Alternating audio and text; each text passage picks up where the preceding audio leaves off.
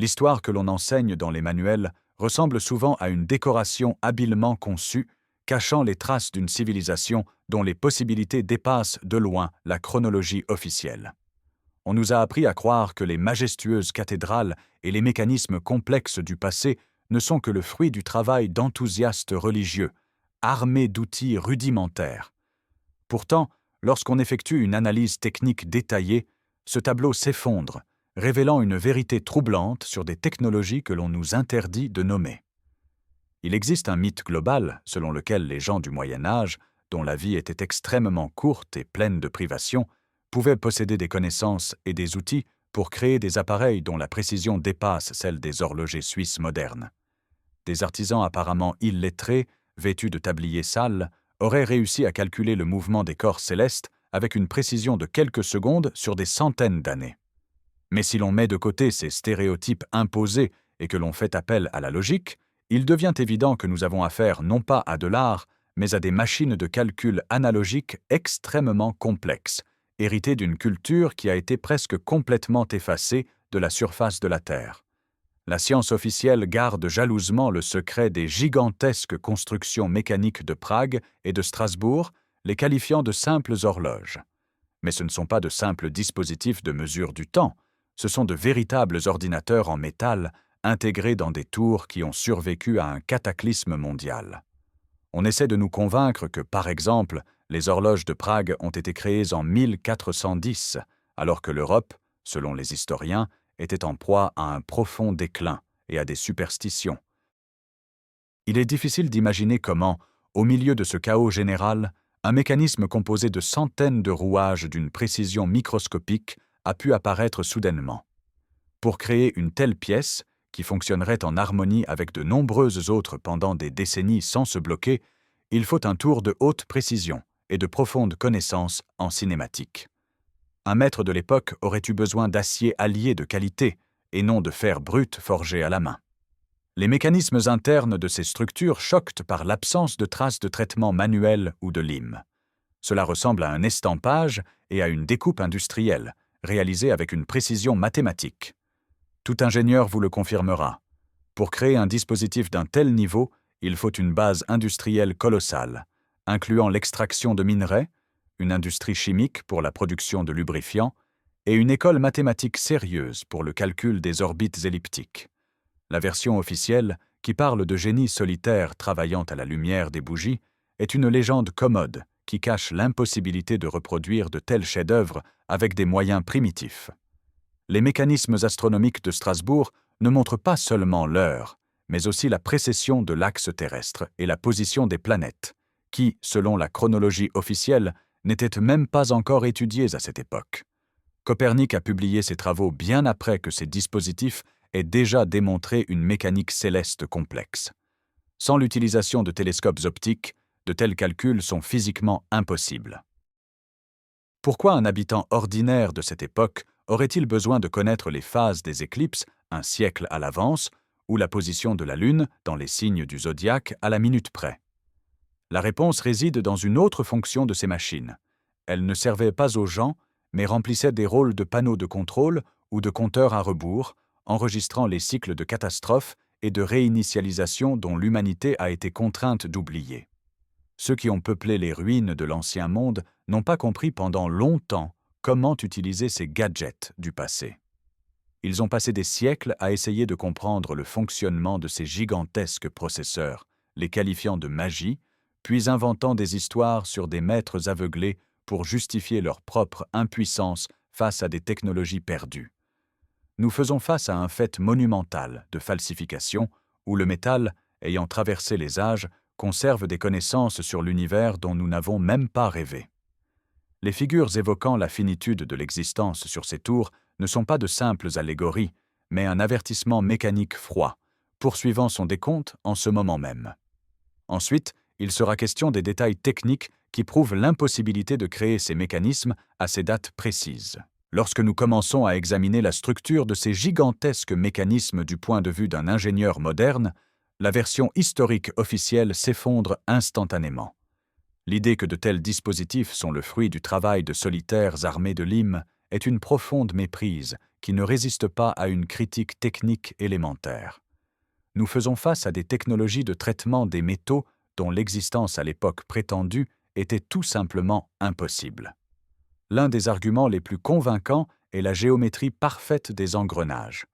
Pour qu'un mécanisme fonctionne de manière fluide, sans accroc et dure des siècles, les dents des roues doivent avoir un profil en évolution, une courbe géométrique complexe. Son calcul nécessite une maîtrise des mathématiques avancées et du calcul différentiel. Officiellement, cet engrenage n'a été décrit qu'au XVIIIe siècle. Cependant, les anciennes pièces de Prague et de Strasbourg montrent une conformité impeccable à cette formule, prétendument découverte 300 ans après leur création. Fabriquer un tel profil à l'œil est impossible. Des têtes de division et des fraiseuses avec une précision micronique sont nécessaires.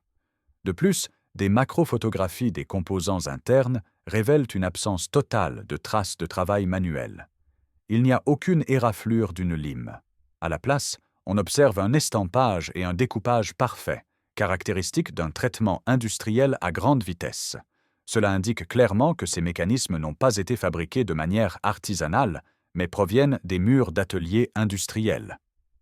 Le matériau dont sont faites ces pièces soulève tout autant de questions. Au Moyen Âge, la fusion des métaux était une loterie, dont le résultat était du fer brut avec une multitude d'impuretés, de scories et de bulles d'air. De telles pièces se brisent et s'usent rapidement, mais les engrenages de ces tours fonctionnent correctement pendant des siècles. L'analyse des alliages montre souvent une pureté et une homogénéité structurelle étonnantes que l'on ne peut atteindre aujourd'hui qu'avec des méthodes de fusion sous vide ou d'électrolyse. Tout cela nous amène à conclure à l'existence d'une infrastructure industrielle colossale que l'histoire officielle a tout simplement rayée. Pour produire de l'acier et du laiton d'une telle pureté, il faut d'énormes usines, des mines explorées, des laboratoires chimiques pour créer des fondants et des sources d'énergie stables. Pourtant, nous ne trouvons ni dépôt de stériles, ni fondation de ces usines. Soit elles ont été intentionnellement dissimulées, soit détruites avec la civilisation qui possédait une puissance largement supérieure à celle de n'importe quel village, même très dévoué. Ces mécanismes ne sont pas le fruit d'un élan créatif d'artisans, mais des dispositifs programmables. Les algorithmes intégrés dans leur conception prennent en compte des cycles solaires et lunaires complexes, transformant un amas de métal en un véritable ordinateur analogique. Les créateurs de ces machines ont clairement utilisé une base de données d'observations astronomiques accumulées pendant des dizaines de milliers d'années, ce qui ne correspond absolument pas à l'image de moines n'ayant même pas de télescope primitif. Voulez-vous découvrir quelles données astronomiques sont dissimulées dans ces calculs mécaniques et pourquoi elles laissent les scientifiques modernes perplexes? Lorsque nous plongeons derrière le façade de ces mécanismes, il devient évident que nous ne sommes pas face à de simples horloges, mais à des ordinateurs analogiques d'une complexité incroyable, manipulant des données qui, à l'époque médiévale officielle, auraient été considérées comme de la magie ou de l'hérésie. Les horloges de Prague et de Strasbourg illustrent des connaissances sur l'univers dont l'ampleur dépasse largement la durée de vie humaine et même celle de dynasties entières. Étonnamment, ces dispositifs mesurent simultanément plusieurs types de temps, le temps babylonien, le temps vieux tchèque et le temps civil moderne. Mais ce n'est que la partie émergée de l'iceberg. La véritable puissance de ces machines de calcul est dirigée vers le ciel. Les mécanismes affichent avec une précision incroyable la position du Soleil et de la Lune dans le zodiaque, les phases du cycle lunaire et les moments des éclipses.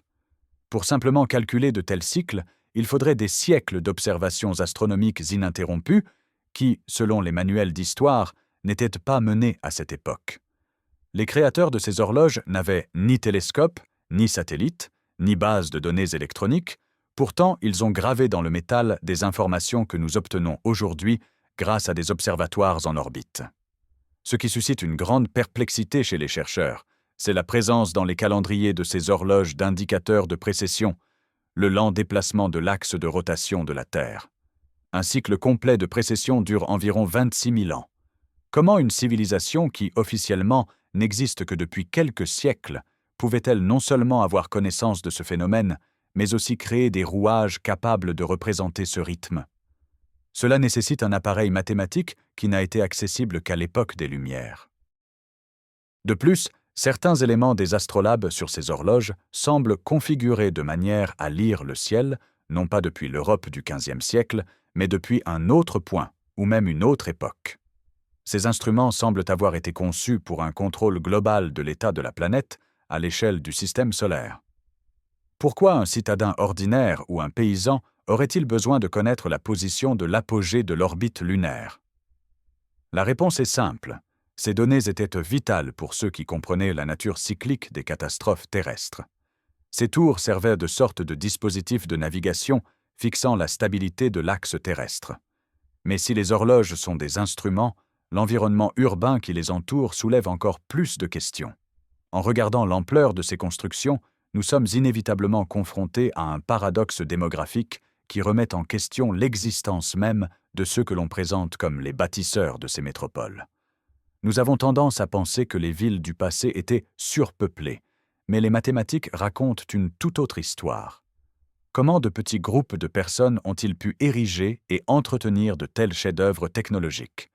Nous aborderons cette question plus en détail en analysant l'étrange discordance entre la grandeur architecturale et les ressources réelles de la population.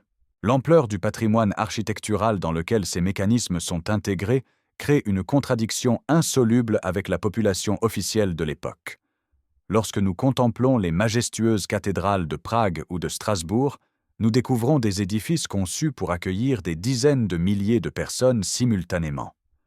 Pourtant, en consultant les annuaires démographiques, on s'aperçoit qu'aux périodes supposées de leur construction, la population totale de ces villes atteignait à peine 20 à 30 000 habitants, incluant les personnes âgées et les enfants.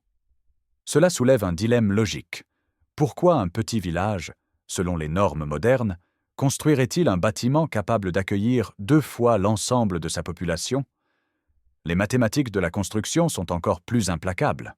Pour extraire, traiter et livrer des milliers de tonnes de pierres, pour élever des voûtes de 50 mètres de haut et installer des flèches complexes, des milliers de travailleurs hautement qualifiés, tailleurs de pierre, ingénieurs, architectes et logisticiens, sont nécessaires. Dans un contexte médiéval déclaré, où la majorité des gens étaient occupés à survivre et à pratiquer l'agriculture, mobiliser une telle ressource humaine colossale pour des décennies à venir était physiquement impossible. À cette époque, la ville serait tout simplement morte de faim si chaque homme en âge de travailler s'était engagé dans la construction du siècle. De plus, la structure de ces villes ne semble pas être le résultat d'une croissance progressive, mais plutôt l'héritage d'un système hautement organisé, conçu pour des tâches totalement différentes. Les larges avenues, les systèmes complexes d'évacuation des eaux et les tours elles-mêmes, avec leurs mécanismes de calcul, indiquent que les habitants médiévaux n'étaient pas des bâtisseurs, mais de nouveaux colons, occupant des mégapoles déjà prêtes mais désertées. Ils utilisaient le rez-de-chaussée des bâtiments, tandis que les vastes halls et les complexes systèmes d'ingénierie leur semblaient superflus et incompréhensibles. Ce fossé entre les capacités de la population et la réalité de la pierre et du métal évoque une substitution globale. L'histoire officielle attribue avec insistance ces réalisations à ceux qui sont venus plus tard, pour dissimuler le fait qu'il y avait des prédécesseurs. Ces prédécesseurs possédaient non seulement des connaissances en mécanique, mais aussi une organisation sociale permettant la construction d'objets d'envergure planétaire. Mais où cette civilisation a-t-elle disparu? La réponse est enfouie sous des couches de terre et dans les changements étranges de l'apparence même des villes qui semblent littéralement ancrées dans le sol. Les traces de cet arrêt soudain et de la tentative subséquente d'adapter ce grand héritage aux besoins des survivants sont visibles partout. Si l'on examine attentivement les fondations et les premiers étages de ces mêmes bâtiments où sont installées les horloges, un tableau apparaît, difficile à expliquer par un simple affaissement naturel du sol au fil des siècles. Gardons cela en mémoire. Quelle preuve physique indique que ces mégapoles étaient littéralement recouvertes d'une couche de terre? Et comment cela est-il lié à la disparition soudaine des véritables bâtisseurs? Lorsque nous examinons attentivement l'architecture qui soutient ces mécanismes grandioses, une anomalie attire notre attention, une anomalie que la science officielle préfère appeler couche culturelle. À travers toute l'Europe, et particulièrement à Prague et à Strasbourg, nous observons le même tableau troublant. Les premiers étages des majestueux bâtiments se trouvent profondément sous terre. Des fenêtres transformées en niches semi-souterraines, des portes menant au sol et des façades complètes plongeant de 3 à 4 mètres en dessous, tout cela n'est pas le résultat d'une accumulation progressive de poussière. Il est mathématiquement impossible que, sur 500 ans, le niveau du sol ait monté à ce point en raison des activités humaines qui n'ont même pas produit de plastique ou de déchets industriels. Nous avons devant nous des traces évidentes d'une inondation massive ou d'un flux de débris qui a littéralement enseveli vivant les villes d'une civilisation passée sous une couche d'argile et de sable. Ce redémarrage global a effacé la plupart des preuves d'un passé hautement technologique, ne laissant à la surface que les sommets des icebergs, ses tours et cathédrales. C'est pourquoi les mécanismes des horloges sont situés si haut. Ils ont survécu uniquement parce qu'ils se trouvaient au-dessus du niveau de cette vague destructrice. Ceux qui sont venus dans ces villes plus tard n'ont pas construit à partir de zéro. Ils ont fait des fouilles, essayant d'adapter les vestiges de la grandeur à leurs besoins primitifs. Les traces du cataclysme sont également visibles dans le matériau des bâtiments. Nous trouvons de la pierre fondue et des briques transformées en une masse vitreuse, ce qui témoigne de l'impact de températures colossales ou d'émissions énergétiques puissantes. Dans certaines parties de Prague, l'ancienne maçonnerie semble avoir été parcourue par un gigantesque outil thermique. Ce n'est pas un feu de bougie ou de torche, ce sont les conséquences d'un événement de portée planétaire qui a transformé des métropoles florissantes en ruines ensevelies sous la boue. Dans ce contexte, la fonction des ordinateurs astronomiques sur les tours prend un sens sinistre. Ils ne se contentent pas d'indiquer l'heure. Ils ont été installés comme des points de contrôle pour suivre la stabilité de la planète. Mais après la catastrophe, quelque chose a mal tourné. Le monde que nous connaissons est un monde d'après, construit sur des décombres que nous ne sommes même pas capables de saisir. Et le plus étrange, c'est que les mécanismes survivants ont commencé à se comporter comme si la réalité même qui les entoure avait changé. Ils indiquent des cycles qui ne correspondent plus à ce que nous voyons dans le ciel aujourd'hui. Si les horloges ont été conçues comme des instruments parfaits, pourquoi semblent-elles aujourd'hui complexes et incompréhensibles?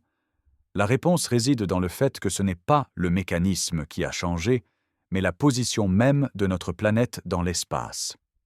Ces aiguilles, continuant leur course, fixent un fait que l'on nous cache soigneusement. La Terre a subi un déplacement physique et nos horloges de l'Apocalypse sont le seul lien qui nous unit à ce ciel véritable que nos ancêtres ont vu avant que leur monde ne soit englouti sous un rideau d'argile. Mais que montrent-elles désormais? Et pourquoi leurs indications rendent-elles l'élite moderne si nerveuse? Nous approchons d'un moment où la vérité mécanique entre en conflit avec notre astronomie actuelle. Les restaurateurs modernes et les historiens sont souvent confrontés à un phénomène inexplicable. Les anciens mécanismes astronomiques, malgré leur parfaite conservation, nécessitent constamment des ajustements. La science officielle attribue cela à l'imperfection des technologies anciennes ou à l'usure naturelle du métal, mais la logique ingénierie suggère autre chose. Si un mécanisme conçu avec une précision mathématique commence à diverger de la réalité, cela ne signifie pas que l'appareil est défectueux. Cela signifie que les paramètres externes, pour lesquels il a été réglé, ont changé. Ces horloges mentent simplement parce qu'elles continuent à indiquer fidèlement les rythmes de ce vieux monde qui existait avant le grand bouleversement. Il existe une hypothèse fondée selon laquelle les gigantesques machines de calcul de Prague et de Strasbourg étaient rigoureusement calibrées pour une position différente de la Terre dans l'espace cosmique. Les astrolabes et les disques du zodiaque sur ces tours fixent un ciel où l'inclinaison de l'axe terrestre était différente et la durée de l'année et des jours pouvait varier légèrement, mais de manière critique, par rapport aux indicateurs actuels. Nous les appelons horloges astronomiques, mais en réalité, ce sont des étalons de stabilité du système. Et si aujourd'hui l'aiguille indiquant la position du Soleil ne coïncide pas avec l'astre réel de quelques degrés, c'est une preuve directe que notre planète a subi une rotation physique ou un déplacement brusque des pôles. Ce décalage de la réalité explique pourquoi les cartes médiévales ne correspondent souvent pas aux coordonnées modernes et pourquoi les constellations sur les anciennes gravures sont placées différemment. Ceux qui ont restauré ces mécanismes après le déluge de boue ont été confrontés à une vérité troublante. Le ciel au-dessus de leur tête ne correspondait plus aux instruments de leurs ancêtres. Au lieu de reconnaître le fait d'une catastrophe mondiale, les nouveaux dirigeants ont préféré déclarer les anciennes connaissances erronées ou allégoriques, transformant les mécanismes en jouets complexes pour divertir la foule. Cependant, la structure interne de ces machines ne peut pas être trompée. Dans les profondeurs des cathédrales, les engrenages continuent de tourner, comptant les cycles de précession et les rythmes séculaires que la civilisation moderne ignore. Ces mécanismes sont des témoins silencieux de l'instabilité de notre monde. Ils ont été créés comme des systèmes d'alerte précoces, réglés en résonance avec les processus cosmiques. Lorsque la réalité a changé, les horloges sont devenues un reproche vivant à la nouvelle chronologie. Derrière le façade des figurines en mouvement d'apôtres et d'anges se cache un calcul froid de la catastrophe.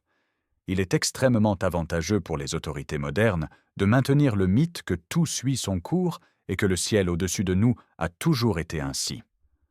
En effet, si l'on reconnaît que les horloges montrent la vérité sur le déplacement de l'axe, il faudra également admettre que de tels événements sont cycliques. Cela nous conduit au secret le mieux gardé, la véritable fonction de ces chronomètres. Pourquoi cacher aux gens que le moment de réinitialisation est proche ? La réponse se cache dans la partie finale de ce grand complot mécanique où le squelette frappant la cloche cesse d'être un simple décor et devient le messager de l'inévitable.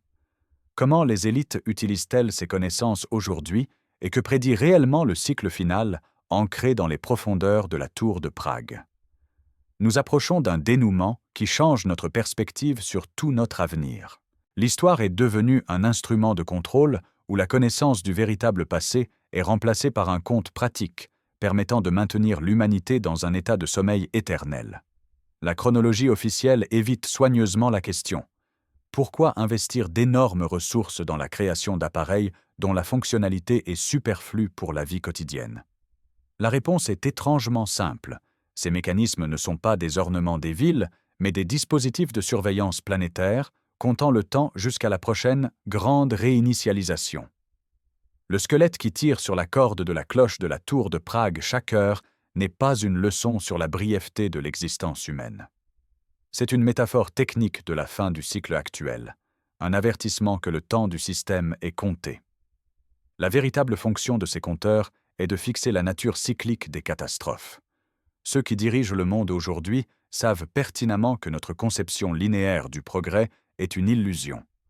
Nous vivons dans un intervalle entre des cataclysmes globaux, et les horloges à Prague ou à Strasbourg ont été laissées en héritage par une civilisation précédente qui savait que la catastrophe est inévitable et prévisible. Pour l'élite moderne, cacher cette information est une question de survie du système. Car si les gens réalisent que le monde est au bord d'un nouvel bouleversement physique ou d'une activité solaire capable d'effacer la civilisation numérique, toute la structure des impôts, des crédits et des obligations sociales s'effondrera instantanément. Le chaos deviendra ingérable si le compte à rebours est visible par tous. C'est pourquoi on nous pousse à croire en des artisans solitaires et en des outils primitifs du passé. On nous persuade que nous sommes le sommet de l'évolution, alors qu'en réalité, nous ne sommes que des occupants temporaires dans les ruines ensablées d'un grand empire. Les horloges de l'Apocalypse continuent de tourner, et leurs rouages, taillés avec une précision inaccessible pour nous, s'approchent inexorablement du point critique. Nous avons oublié comment lire les instructions laissées dans le métal, prenant des calculs complexes pour de l'astrologie médiévale. Mais le métal ne connaît pas la politique et ne sait pas mentir. Il enregistre simplement le mouvement des corps célestes et l'inclinaison de l'axe, qui tôt ou tard reviendra à son point de départ. Lorsque les aiguilles de ces gigantesques processeurs atteindront leur position finale, les décors de l'histoire changeront à nouveau. Ceux qui étudient aujourd'hui les anciennes cartes sans calotte glaciaire au pôle et remarquent des fenêtres englouties dans la terre comprennent. L'avertissement a déjà été donné. Nous sommes dans le dernier chapitre du cycle actuel. On nous a laissé les clés pour comprendre la réalité, et notre tâche est de nous réveiller avant que le mécanisme n'achève son dernier tour. Le temps n'est pas une ligne droite, mais un cercle, et la cloche, frappée par la figure mécanique, résonne dans un monde qui, une fois de plus, a refusé de croire ses propres yeux. L'histoire prend véritablement vie au moment où on la raconte. Abonnez-vous à la chaîne car il est fort probable que vous n'ayez encore jamais entendu ce qui va suivre.